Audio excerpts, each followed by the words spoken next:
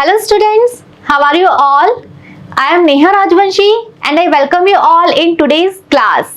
तो बच्चों हम हमारी बुक का चैप्टर नंबर 13 पढ़ चुके हैं जिसका नाम है द लास्ट स्टोन मैसन। बहुत अच्छी स्टोरी है, हम स्टोरी अच्छे से कंप्लीट कर चुके हैं। हमने जाना एक ओल्ड स्टोन मैसन के बारे में जिसका एक बेटा है गोपाल, जिसे अपने पिता की इस कला से बिल्कुल लगाव नहीं है, वो सिर्फ पैसे कमाना चाहता है। लेकिन जो उनका नौकर है सलीम, उसके अंदर इस कला को लेकर बहुत लगाव है और बिना सिखाए ही वो सिर्फ अपनी प्रैक्टिस से, अपनी रुचि के चलते बहुत अच्छी कारीगरी करना सीख गया है। ओके, आई होप आप सबको चैप्टर समझ में आया है और इसी चैप्टर पे बेस्ड कुछ क्वेश्चंस आज हम इस वीडियो में करने वाले हैं। तो देखते हैं एक्सरसाइज, कुछ क्वेश्चंस जो बेस्ड है इस चैप्टर पे। आंसर द फॉलोइंग क्वेश्चंस, हमें इस प्रश्नों के उत्तर देने हैं। स्टार्ट करते हैं फर्स्ट क्वेश्चन से। What was the old man's profession, what was his attitude to his work. तो बच्चों इस क्वेश्चन में हमें दो बातें बतानी है। सबसे पहले हमें बताना है कि जो ओल्ड मैन है स्टोरी में उसका क्या प्रोफेशन है, उसका क्या व्यवसाय है। ओके, साथ ही हमें बताना है कि अपने काम को लेकर उस ओल्ड मैन का क्या एटीट्यूड है, क्या नजरिया है उसका अपने काम को लेके। आंसर देखते हैं। The old man's profession was carving stone and making statues. तो बच्चों इसका जो प्रोफेशन है, जो व्यवसाय है वो क्या है कि ये पत्थर की नक्काशी करता है और उसके बाद फिर ये स्टैच्यू यानी मूर्तियां बनाता है। तो इसका काम है पत्थरों की मूर्तियां बनाना।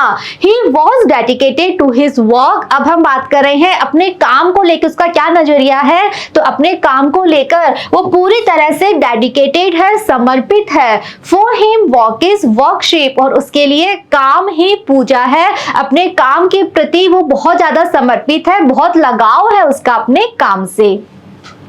Next, the young man threw his hammer and the chisel to the ground. Why do you think he did so? अब जो स्टोरी में जो यंग मैन है, जो कि इस ओल्ड मैन का बेटा है, तो हमें बताना है कि वो अपने जो औजार है, जो उसके टूल्स हैं, जिसमें हथौड़ा होता है, छेनी होती है, तो वो ग्राउंड पे, जमीन पे क्यों फेंक देता है। हमें बताना है हमें क्या लगता है उसने ऐसा क्यों किया। Answer, he was angry or we can say dissatisfied with his work and his life as it didn't pay enough। तो बच्चों वो अपने औजार क्यों फेंकता है, गुस्से में फेंकता है। वो बहुत ज्यादा गुस्सा था, वो बहुत ज्यादा असंतुष्ट था अपने इस काम को लेकर। उसे ये काम बिल्कुल पसंद नहीं था। क्यों पसंद नहीं था? बिकॉज उसे लगता था कि इस काम में ज्यादा पैसे नहीं है, ये काम करने से वो ज्यादा पैसे नहीं कमा पा रहा है, इसलिए वो बहुत गुस्सा था और गुस्से में वो अपना हथौड़ी और छेनी जो है वो जमीन पे फेंक देता है। Next, How did the old man learn carving? What did he expect from his son? तो बच्चों हमें बताना है कि जो ओल्ड मैन है, जो फादर हैं, उन्होंने ये कला कहाँ से सीखी थी। जो मूर्ति बनाने की कला है, शिल्पकारी हम कह सकते हैं, नक्काशी की कला है, ये उन्होंने कहाँ से सीखी थी। सेकंड, अपने बेटे से वो क्या एक्सपेक्ट करते थे, क्या उम्मीद थी उन्हें अपने बेटे से। दोनों बातें हमें यहाँ पर बतानी है। देखते हैं answer. He learned carving from his father। सबसे पहले हम बता रहे हैं कि उन्होंने कला कहां से सीखी। ये सीखी थी उन्होंने अपने फादर से। तो ये उनकी परिवार की परंपरा थी, बहुत सारी पीढ़ियों से वो लोग यही करते आ रहे थे।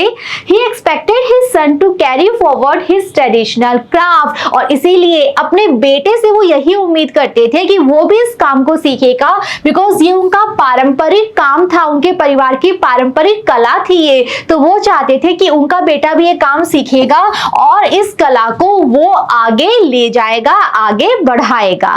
Okay, Next, the young man decided to leave his father and his work because। तो बच्चों स्टोरी में हमने पढ़ा था कि फाइनली जो यंग मैन है, जो बेटा है, वो डिसाइड कर लेता है कि वो अपने फादर को छोड़ के चला जाएगा, इस कला को छोड़ के चला जाएगा। तो हमें रीजन बताना है कि उसने ऐसा डिसाइड क्यों किया, ये निर्णय उसने क्यों लिया। ऑप्शन हमें दिए गए हैं। He was not good at carving, वो खुद कार्विंग में ज्यादा अच्छा नहीं था इसलिए।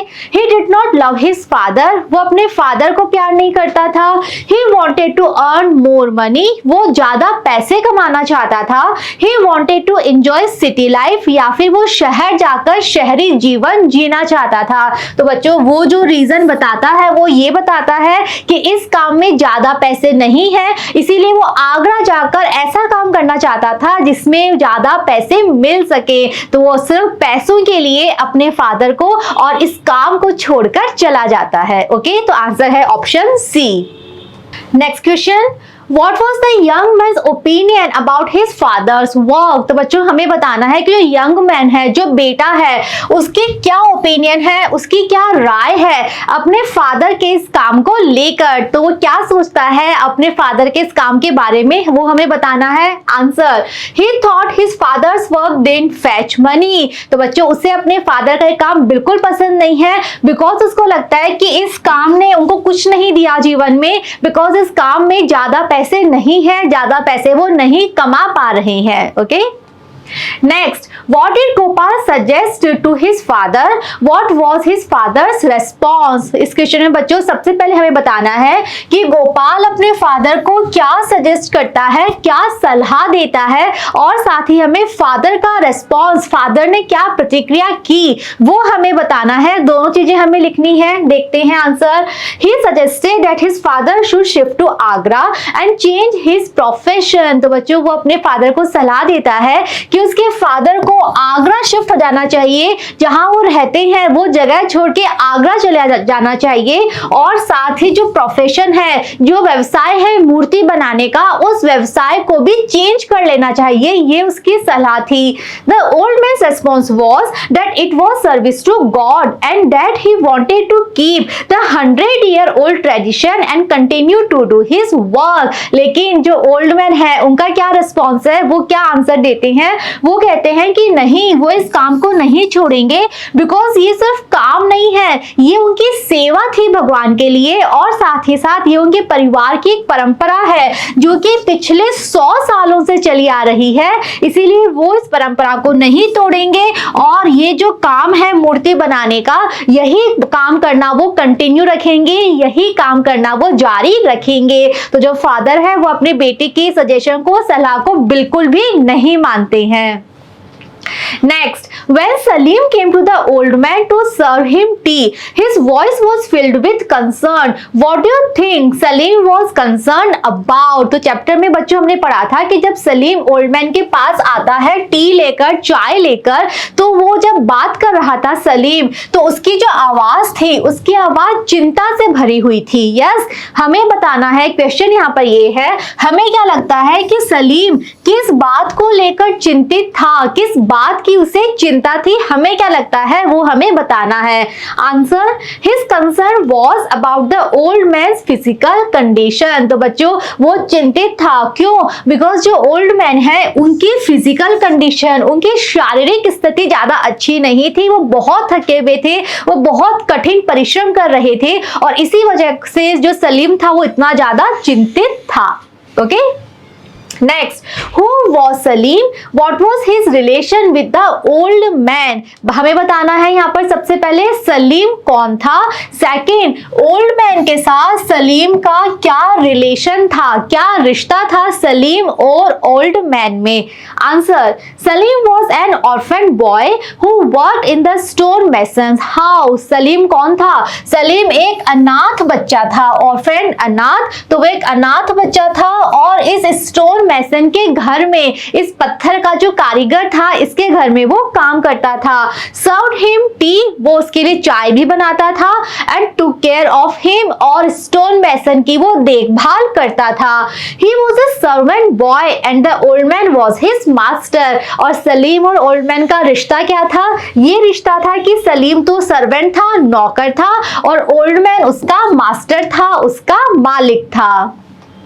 Next, what was the old man so worried about? तो बच्चों जो ओल्ड मैन थे वो किस बारे में ज्यादा चिंतित थे, किस बात की उन्हें सबसे ज्यादा चिंता थी? Answer, he was worried about how he would finish the statue all by himself. तो बच्चों जो ओल्ड मैन थे वो सबसे ज्यादा चिंतित इस बात से थे कि वो अकेले उस स्टैच्यू को कैसे पूरा करेंगे। वो उनकी लाइफ का लास्ट स्टैच्यू था और वो उसको टाइमली अच्छे से पूरा करना चाहते थे, लेकिन ये इतना इजी नहीं था, बहुत लंबा काम था। वो बहुत ओल्ड हो चुके थे, बहुत थक चुके थे, तो उनको चिंता थी कि वो अकेले, जब गोपाल भी जा चुका है तो अकेले उस स्टैच्यू को कैसे पूरा कर पाएंगे।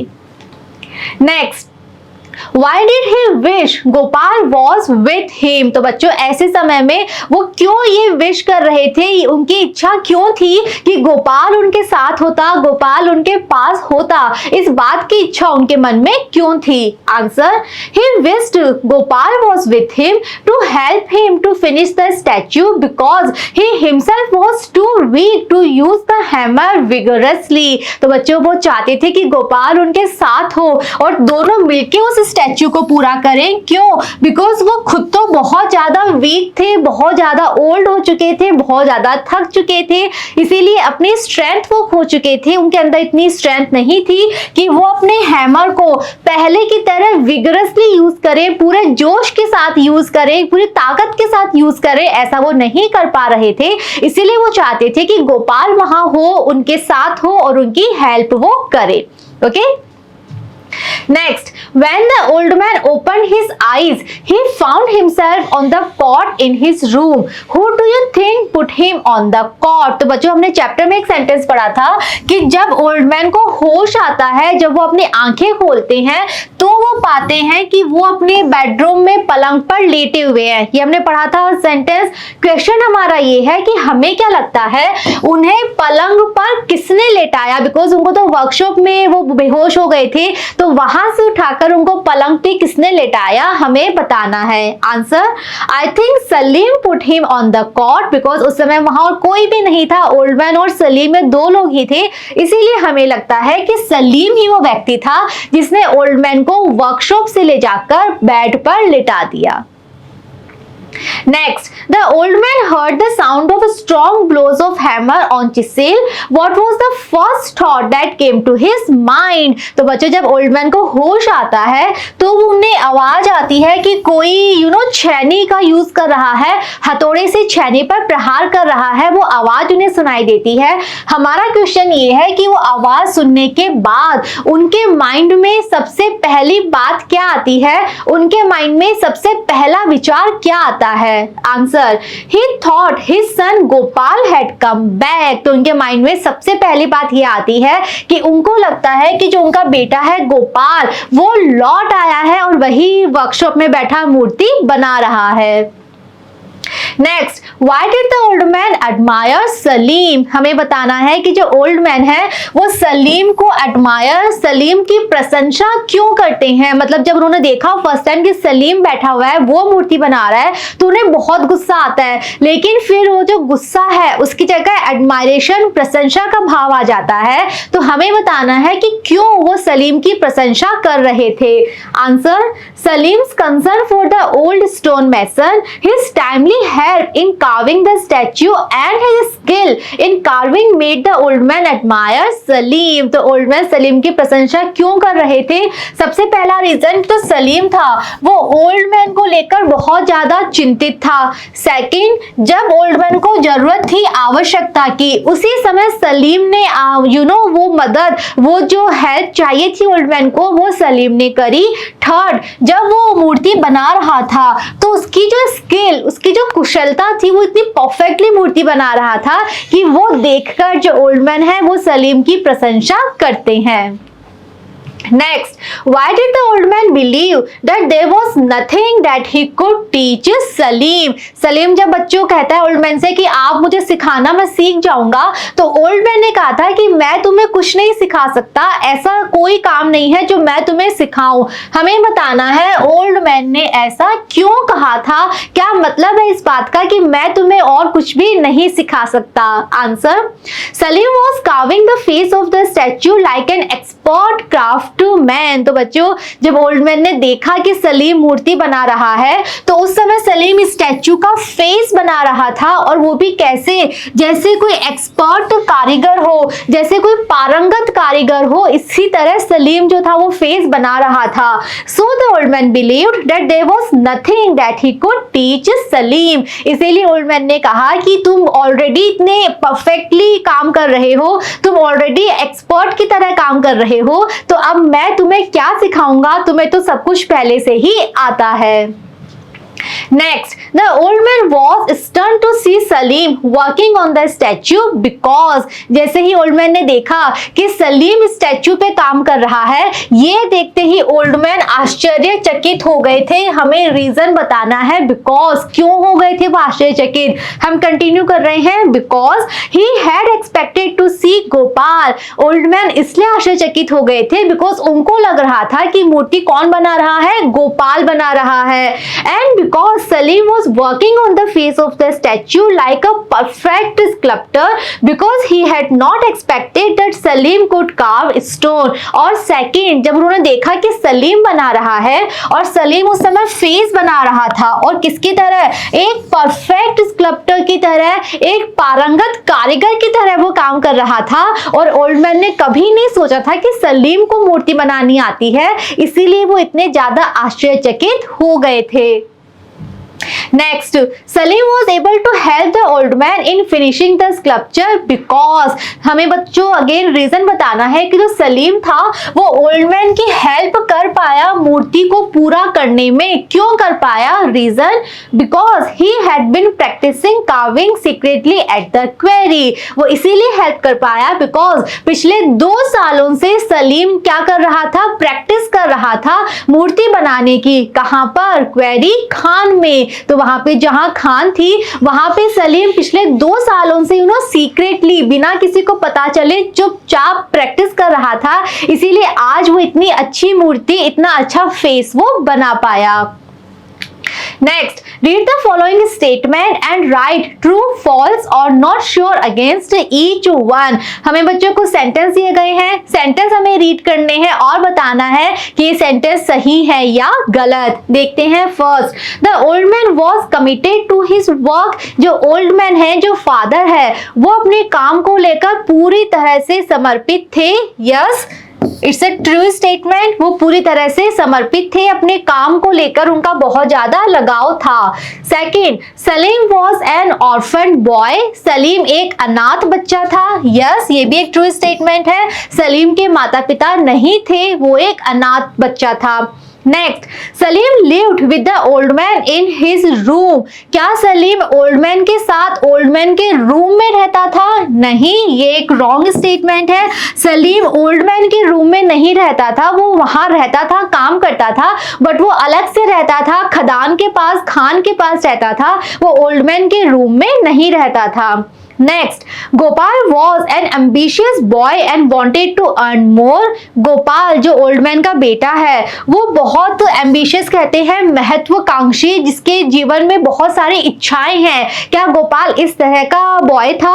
और वो और ज्यादा रुपए कमाना चाहता था। आंसर है हमारा ट्रू, बिल्कुल सही बात है। गोपाल अपनी लाइफ से, अपने काम से बिल्कुल खुश नहीं था। वो अपने जीवन में और बहुत सारी चीजें प्राप्त करना चाहता था, बहुत ज्यादा पैसा कमाना चाहता था, आगरा जाना चाहता था। Okay. Next, the old man fainted because of Gopal's behavior, not only physical exertion। तो बच्चों जो ओल्ड मैन है वो बेहोश हो गए थे।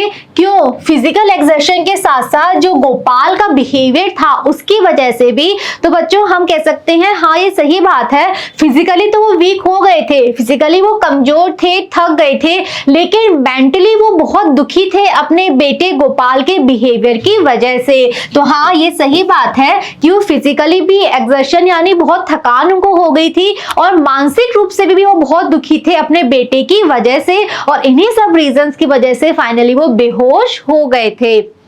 Next, Gopal had requested Salim to look after his father during his absence. जो गोपाल है, जो बेटा है, क्या उसने सलीम से कहा था कि जब वो वहां पर नहीं है, जब वो वहां पर अनुपस्थित है, तो वो उसके फादर की देखभाल करे? क्या गोपाल ने ऐसा कहा था? नहीं कहा था, ये फॉल्स स्टेटमेंट है। गोपाल तो अपने फादर को छोड़ के जा चुका था, उसे कोई मतलब नहीं था अपने फादर से, लेकिन सलीम अपने आप ओल्ड मैन की परवाह कर रहा था, देखभाल कर रहा था। गोपाल ने उसे नहीं कहा था, तो ये है false. Next, the old man trained Salim in the art of carving. क्या ओल्ड मैन ने सलीम को ट्रेनिंग दी थी, प्रशिक्षण दिया था कि मूर्ति कैसे बनाते हैं? अगेन फॉल्स, नहीं, ओल्ड मैन ने नहीं सिखाया था, सलीम खुद ही प्रैक्टिस कर करके सीख गया था। वो 2 सालों से अकेले प्रैक्टिस कर रहा था, ओल्ड मैन ने नहीं सिखाया था। Okay, next, write your impression of the old stonemason as an artist in about 100 words। तो बच्चों, चैप्टर पढ़ने के बाद, स्टोरी पढ़ने के बाद हमारे माइंड में क्या इंप्रेशन आता है उस ओल्ड कारीगर को लेकर, हमें ये अपने शब्दों में बताना है। ओके, हमें क्या लगता है वो कैसा व्यक्ति था, और स्पेशली एक कारीगर, एक कलाकार के रूप में वो कैसा था, वो हमें बताना है। जो जो भी हमने पढ़ा उसके बारे में चैप्टर में, उसी पे बेस्ड हमें अपने विचार यहाँ लिखने हैं। देखते हैं, he was a true artist। सबसे पहली बात हम कह सकते हैं कि वो एक सच्चा कलाकार था। His focus was only on his work। और उसका पूरा फोकस, उसका पूरा ध्यान सिर्फ और सिर्फ अपने काम पे था। For him work was worship। और उसके लिए काम ही उसकी असली पूजा थी। Money was not important for him। और इसीलिए वो पैसों को लेकर ज्यादा महत्व नहीं रखता था। उसको लगता था पैसे इतना महत्व नहीं रखते हैं, काम का ज्यादा महत्व है। He devoted to the service of God। और वो भगवान की सेवा करने के लिए समर्पित था। उसे लग रहा था कि उसका जो काम है, कि वो मूर्ति बना रहा है, भगवान की मूर्ति बना रहा है, ये उसकी सेवा है भगवान के लिए। He wanted to carry his family's traditional art। और ये जो मूर्ति बनाने की कला है, जो उसने अपने पूर्वजों से सीखी थी, जो उसके परिवार की पारंपरिक कला थी, इसी काम को वो आगे बढ़ाना चाहता था, इसी कला को वो आगे ले जाना चाहता था। He loved and proud of his art। अपनी इस कला से उसको बहुत प्यार था, और साथ ही साथ वो गर्व करता था अपनी इस कला पे। कौन सी कला? जो पत्थर बनाने की कला है। He was very disappointed with his son who was not interested in true art। और इसीलिए अपने बेटे से वो बहुत निराश हो गया था, बिकॉज जो उसका बेटा है गोपाल, उसको इस कला में बिल्कुल भी इंटरेस्ट नहीं था, बिल्कुल भी रुचि नहीं थी। एंड वैल्यूड द मनी मोर। और जो गोपाल है वो पैसों को ज्यादा वैल्यू देता था, वो पैसों को ज्यादा अनमोल मानता था बजाय इस कला के। और इस बात से ओल्ड मैन बहुत ज्यादा दुखी, बहुत ज्यादा निराश थे। He admired Salim for his skill। और फाइनली चैप्टर के एंड में जब उन्होंने देखा कि सलीम जो है वो कितना कुशल है, कितना एक्सपर्ट है इस कला में, तो वो सलीम की तारीफ करते हैं। So he was the true admirer of real artist. इसीलिए हम कह सकते हैं कि एक सच्चे कलाकार के वो प्रशंसक थे। वो जानते थे कि गोपाल जो है उसके अंदर ये कला इतनी अच्छे से नहीं है, वो ज्यादा अच्छी मूर्ति नहीं बना सकता, लेकिन उन्होंने ये भी माना कि सलीम बहुत अच्छी मूर्ति बनाता है। तो यस, उनको पहचान थी कि कौन रियल आर्टिस्ट है, कौन सच्चा कलाकार है, और सच्चे कलाकार की वो हमेशा प्रशंसा करते थे। इसीलिए उन्होंने गोपाल की प्रशंसा नहीं करी अपने बेटे की, बल्कि उन्होंने सलीम की प्रशंसा करी, जो कि उनका एक नौकर था, बिकॉज वो एक कलाकार थे और एक अच्छे सच्चे कलाकार को वो पहचानना जानते थे। ओके, तो बच्चों, सभी इंपॉर्टेंट क्वेश्चन जो है इस चैप्टर के वो हम कर चुके हैं। आई होप आपको चैप्टर और सभी क्वेश्चंस जो हमने यहाँ डिस्कस किए हैं अच्छे से समझ में आए हैं। ओके, नेक्स्ट वीडियो में बच्चों हम स्टार्ट करेंगे नेक्स्ट चैप्टर।